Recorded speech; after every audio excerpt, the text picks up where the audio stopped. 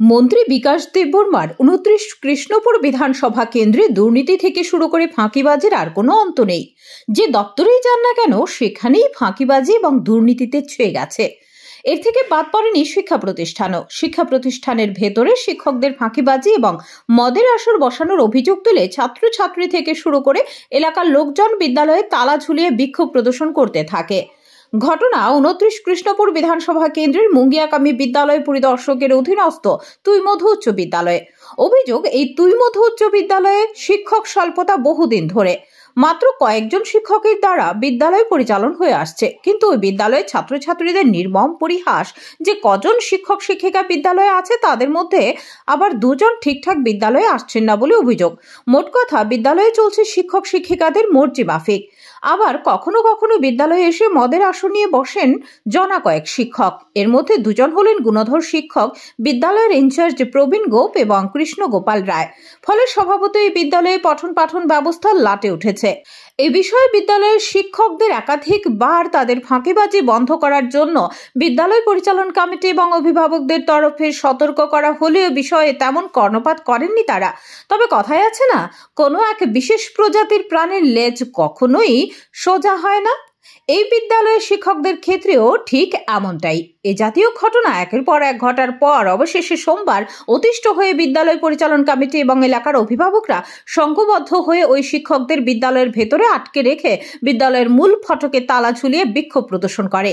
এই ঘটনার খবর পেয়ে ঘটনাস্থলে পৌঁছয় মুঙ্গিয়াকামী বিদ্যালয় পরিদর্শক। উনি গিয়ে গোটা ঘটনার বিষয়ে জানতে পেরে অভিভাবক এবং বিদ্যালয় পরিচালন কমিটিকে আশ্বস্ত করেন যে আগামী ১৫ দিনের মধ্যে তিনি বিষয়টি সুরাহা করবেন এবং যে দুজন শিক্ষকের বিরুদ্ধে এই অভিযোগ উঠেছে তাদের বিরুদ্ধে অতি শীঘ্রই ব্যবস্থা গ্রহণ করা হবে।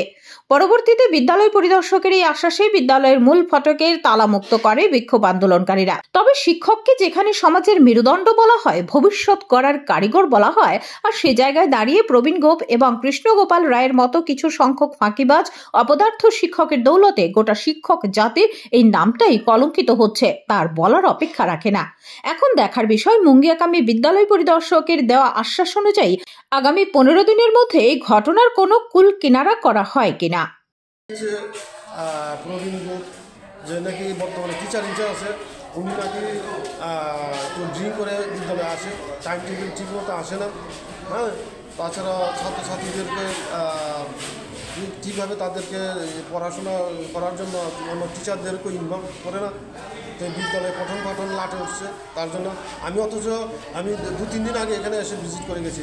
আমি ওনার সঙ্গে বারবেলি কথা বলে গেছি যে আপনি এগুলি ছাড়ুন, আপনি ঠিকভাবে স্কুলে আসুন, টাইমলি আসুন, নতুবা আপনার বিরুদ্ধে কিন্তু অ্যাকশন নেওয়া হবে। অ্যাকশন নেওয়া হবে বলতে ২-৩ দিনের মধ্যে আজকে শুনলাম আমার টেলিফোনে এসএসজি কমিটি চেয়ারপারসন ফোন করছে, টিচার ইনচার্জ ফোন করছে যে নাকি টিচারদেরকে তালা দিয়ে বন্দি করে রাখা হয়েছে। আমি তৎক্ষণাৎ আসলাম, ওনাদের সঙ্গে কথা বলে আমি আজকে আমার ডিও স্যারের সঙ্গে, ডিস্ট্রিক্ট এডুকেশন অফিসারের সঙ্গে কথা বলে আমি সুরাহা করেছি যে ১৫ দিনের মধ্যে আমরা ওই দুজন টিচারকে এখান থেকে সরিয়ে অন্যত্র নিয়ে যাব এবং রিলিভার হিসেবে দুজন টিচারকে এখানে দেওয়ার জন্য আমরা আবেদন করব। স্যার, আপনার নাম এবং ডেজিগনেশন? আমার নাম হচ্ছে অশেষ দেববর্মা, মুঙ্গিয়াকামী আইএস। Thank you sir. Bureau report, Halla ball.